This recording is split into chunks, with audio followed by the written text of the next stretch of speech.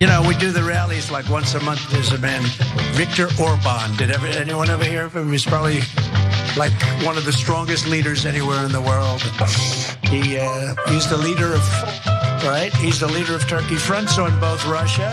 You got to get out there and you got to watch those voters. You don't have to vote. Don't worry about voting. The voting, we got plenty of votes. You know how you spell us, right? You spell us, U.S. I just picked that up. Has anyone ever thought of that? I just picked that up. I gotta say, it looks like the DeSantis war room has improved with their editing and video skills, because that hit on Donald Trump's speech in Derry, New Hampshire from yesterday is just fantastic. But we should dissect more of the things that Trump promised and claimed during that very rally speech. So let's start with his recent takes on immigration. A vote for Crooked Joe is a vote to turn the United States into a hotbed of jihadists and make our cities into dumping grounds, very much resembling the Gaza Strip. Have you been to the Gaza Strip? A vote for President Trump is a vote to secure the border, and it's a vote to keep radical Islamic terrorists the hell out of our country. On day one, I will immediately restore and expand the Trump travel ban. Remember when they said, oh, that's so vicious, but it kept us safe. And it passed in the Supreme Court of the United States. They sued me in every different court. You wouldn't believe it. But on entry from terror-plagued countries, and halt all of the refugee settlements to the United States. They want to come in. They want to bring the same people that are shooting rockets at Israel. They want to come into the United States. I don't think a lot of good things are going to happen. So there are two things that I want to talk about here, okay? And I want everyone to understand the distinction so they don't think I'm rooting for what Trump is saying here, because I find what he's saying pretty gross. But there is the political component of it, and then there's the moral component of it. Morally, I find what he's saying despicable, untrue, and disgusting. Okay, the idea that we should support the Israeli government in doing what it is currently doing in Gaza, which is overwhelmingly killing innocent Palestinian civilians, and then turn around and say, oh, the innocent Palestinian civilians who survive should not be allowed into our country. It disgusts me. Let's just put it that way. Now then there's the political component of it. And politically speaking, as many big cities across the country are dealing with the migrant crisis with very little resources allocated to them from the federal government, that was politically savvy, unfortunately. What do you think, Cenk? I was going to say the same exact thing. So that is a very popular speech that unfortunately I think is going to work. But that is the ugly side of populism. And so as people are concerned about crime, immigration, Hamas, this war, and they see these brutal stories coming out of Israel, it's a very easy thing to do to take up that fear and anger and hatred and use it for your own political purposes. So that's exactly, and Trump is a king of that.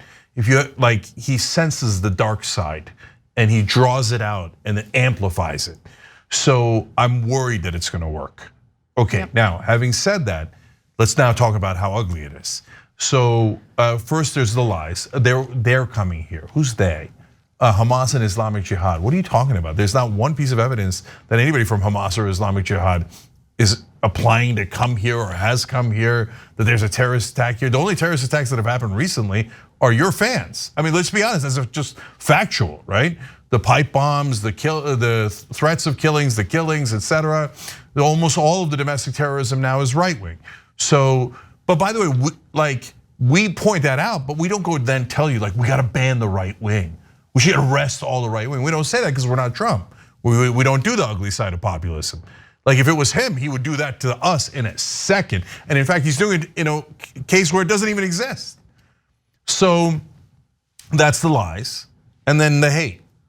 We got to ban them. And what is he saying? He's saying, look, he's referring to his travel ban. And now I know right wingers go pretended it wasn't a Muslim ban. He said it was a Muslim ban when he was running. Then he said he wanted to do the Muslim ban.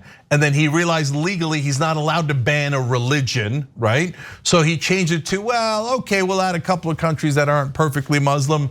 And you loved it because it was a Muslim ban, and then you pretended that it wasn't. But is that what he's referring to after what happened with Hamas? Obviously, he's referring to the Muslim ban. Well, Cenk, that's a perfect segue into the second part of what he had to say about immigration, because religion comes up. Let's watch. And I will implement strong ideological screening of all immigrants. If you hate America, if you want to abolish Israel, if you don't like our religion, which a lot of them don't, if you sympathize with jihadists, then we don't want you in our country and you are not getting in, right?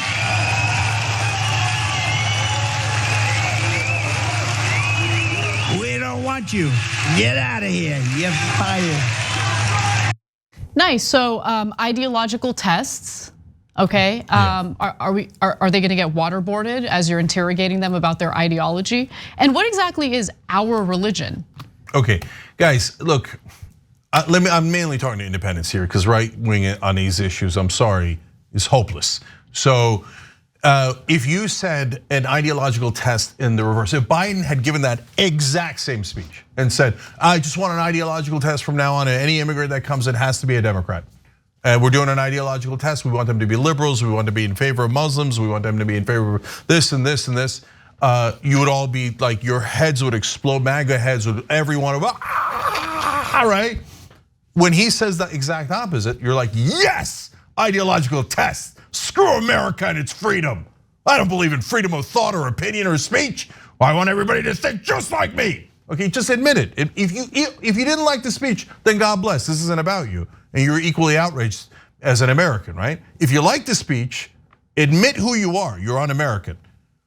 In the Constitution, it says we shall not establish a religion. He says they don't like our religion. Which religion? If you're Jewish in America, does that give you comfort that now Trump is declaring basically that Christianity is our religion?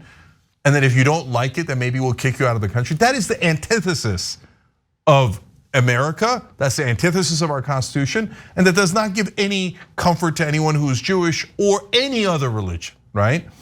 So he's not in favor of Israel. He's not in favor of Jewish people. He's not in favor of anything. All he's in favor of is demagoguing and hatred.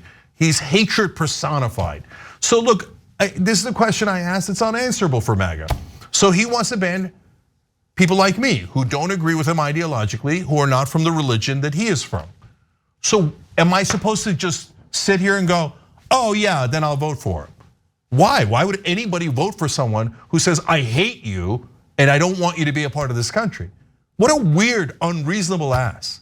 And you still don't get that he's racist? You're like, yeah, just so please, if you're MAGA, just admit it. You don't like certain races and religions. That is the definition of a bigot, the definition. But if you didn't like the speech, then we're all on the same page. That is the most un-American speech I've ever heard. And he's never read the Constitution. And remember, when the Constitution was inconvenient to him in the election, he said, we should suspend the Constitution. He doesn't believe in the Constitution at all. He doesn't believe in America at all. He doesn't believe in democracy at all. A pure, bona fide fascist running for president and currently winning. Let's talk about how many Palestinian refugees the United States allows into the country. So in fiscal year 2023, for example, the United States welcomed just 56 Palestinian refugees, or 0.09% of the 60,014 refugees resettled during the time period, according to State Department data. In fiscal year 2022, that number was, a whopping 16. Over the past 10 years, fewer than 600 Palestinians have arrived in the United States under the refugee program, the statistics show. Okay, I gotta say something about that. He keeps saying they, like they're all Palestinians are the same, all Muslims are the same, etc. No, the people who get refugee status here oftentimes help the US government. That is why we're giving them that status. Like for example, when Afghans come here, they were our translators in Afghanistan. A lot of times those Afghans saved American lives. But he doesn't care because he's a demagogue and a piece of crap. So he goes, those Muslims, they're all the same. Let's ban them, even though they saved American lives. You like that guy, there's something wrong with you. You either don't know enough information, which is true of a lot of his supporters. But if you know that stuff and you still like him, you're just raising your hand and saying, I'm a terrible person. And I like that he's a terrible person, and that's why I'm voting for him.